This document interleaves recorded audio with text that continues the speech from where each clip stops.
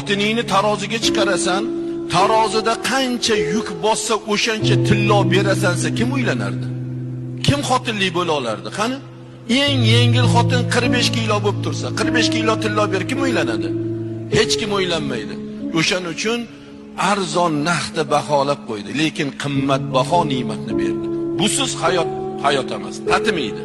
Xotiningiz olgan kuningizdan boshlab uyingizda tekin qorovul, xotiningiz olgan kuningizdan boshlab tekin oshpaz, xotiningiz olgan kuningizdan boshlab tayyor sipiriqchi, xotiningiz olgan kuningizdan boshlab tayyor bolalarni tarbiyachisi, kirlaringizni yuvib beradigan, oq yuvib oq taraydigan. Vaholanki shu tekin xizmatkorga birortamiz insofan bir oylik berayotganimiz yo'q, pul berayotganimiz yo'q. Mana shuncha ishlarni qilyapsan. Baraka topkir, boringga shukr.